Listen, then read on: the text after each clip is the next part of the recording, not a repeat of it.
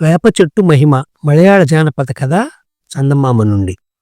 పూర్వం మలయాళ దేశంలో ఒక జామోరిన్ ధనాశ చేత తన రాజ్యమంతటా చింత చెట్లు నాటించడానికి, చింతతోపులు వేయించడానికి నిశ్చయించి ఆ పనికి తన మంత్రిని వినియోగించాడు.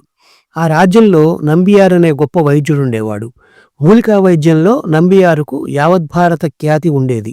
ఆ కాలంలో ఢిల్లీ పాదుషా దగ్గర ఉండే అరబ్బీ హకీం ప్రకృతి వైద్యంలో అద్భుత ప్రజ్ఞ గలవాడు.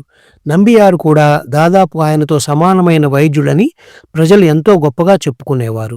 జామోరిన్ దేశమంతటా చింత చెట్లు నాటిస్తున్నాడని తెలియగానే నంబియారు ఆయన దగ్గరకు వెళ్ళి, చింత చెట్లు అనారోగ్యకరమైనవి, వాటి బదులుగా వేప చెట్లు వేయించండి, ప్రజలు ఆరోగ్యవంతులుగా ఉంటారు, అంటువ్యాధులు చేరవు అన్నాడు. జామోరిన్ వినిపించుకోలేదు. చింత చెట్ల వల్ల అనేక ఉపయోగాలున్నాయి, చింతపండుకు మంచి గిరాకీ ఉన్నది, చింతకట్టెతో చేసిన బొగ్గులు శ్రేష్టమైనవి, చింతపుల్లలతో పళ్ళు తోముకోవచ్చు, చింత చిగురు చింత పువ్వు ఎంతో రుచిగా ఉంటాయి, దారుల వెంబడి చింత మొక్కలు నాటి విడిచినట్లయితే ఎవరూ పోషణ చేయకుండానే అవి బ్రహ్మాండమైన చెట్లుగా పెరిగి ప్రయాణికులకు చక్కని నీడనిస్తాయి, వేప చెట్ల వల్ల ఒక్క ప్రయోజనము లేదు అన్నాడు జామోరిన్. నంబియారు ప్రభువుకు మారు చెప్పలేక సెలవు తీసుకొని నేరుగా మంత్రి ఇంటికి వెళ్ళాడు. మంత్రి ఆయనకు గౌరవంగా స్వాగతమిచ్చి కుశల ప్రశ్నలు వేశాడు.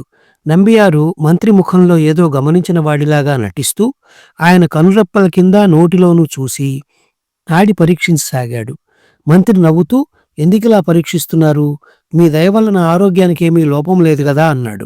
నంబియారు గంభీరంగా, ఇప్పుడేమీ లోపం లేదు, కానీ 6 మాసాలలో మీకు భయంకరమైన జబ్బు చేయబోతున్నది, సకాలంలో దానికి తగిన చికిత్స జరగడం మంచిది అన్నాడు. మంత్రి కంగారుపడి, అయితే ఆలస్యం దేనికి, తక్షణం వైద్యం ప్రారంభించండి అని అడిగాడు. ఈ వ్యాధి నా వైద్యానికి లొంగేది కాదు, మీరు వెంటనే బయలుదేరి ఢిల్లీలో పాదుషా గారి వద్ద ఉండే హకీమును చూడడం మంచిది అన్నాడు నంబియారు. అంత దూరం ఏదో విధంగా కష్టపడి వెళ్తే మాత్రం ఆయన నన్ను సరిగా చూస్తారా అన్నాడు మంత్రి.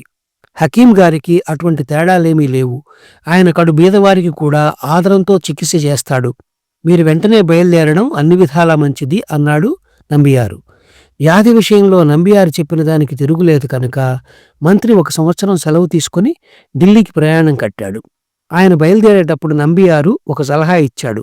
దారిలో చింత చెట్ల నీడనే విశ్రమించండి, చింతల తోపుల్లోనే మకాన్ చెయ్యండి, చింతపుల్లలతోనే పళ్ళు తోముకొని ముఖం కడుక్కోండి, వంట వగైరాలు చింతకట్టెలతోనే చేయించుకోండి. మంత్రి నంబియారు ఇచ్చిన సలహాను అక్షరాలా పాటిస్తూ సపరివారంగా ఢిల్లీకి ప్రయాణమయ్యాడు. ఇంకా ఢిల్లీకి చేరకమునిపే ఆయన ఆరోగ్యం చెడనారంభించింది, బలహీనత ఏర్పడింది, శరీరం చిక్కి పాలిపోసాగింది.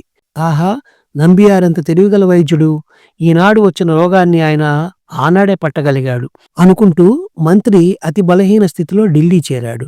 ఆయనకు హకీం గారి దర్శనం చాలా సులువుగా లభించింది. మంత్రి చెప్పిందంతా విని నంబియార్ ఈ మంత్రిని చింత చెట్ల వల్ల కలిగే అపాయం ఎలాంటిదో రుజువు చేయడానికే తన వద్దకు పంపి ఉంటాడని ఊహించాడు. మీ వ్యాధి గొప్పదే గాని దాని చికిత్స మాత్రం చాలా సులువైనది అన్నాడు హకీం.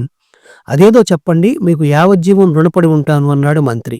మీరు వెంటనే బయలుదేరి మీ దేశానికి వెళ్ళిపోండి, వెళ్ళేటప్పుడు వేప చెట్ల నీడలోనే విశ్రమించండి, వేప తోపులలోనే మకాన్ చెయ్యండి, గాలి చాలనప్పుడు వేప మండలతో విసురుకోండి, వేప చెట్ల గాలి తగిలే చోట నిద్రపోండి, వేప పుల్లలతోనే పళ్ళు తోముకుని ముఖం కడుక్కోండి, ఇంతకంటే మీ వ్యాధికి మరొక చికిత్స అవసరం లేదు, నంబియారు గారికి నా తరపున 1000 సలాములు చెప్పండి, వెళ్ళిరండి అన్నాడు హకీం మంత్రితో.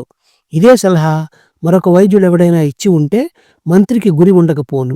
హకీం చెప్పాడు గనక పూర్తిగా విశ్వసించి మంత్రి సపరివారంగా స్వదేశానికి ప్రయాణమయ్యాడు.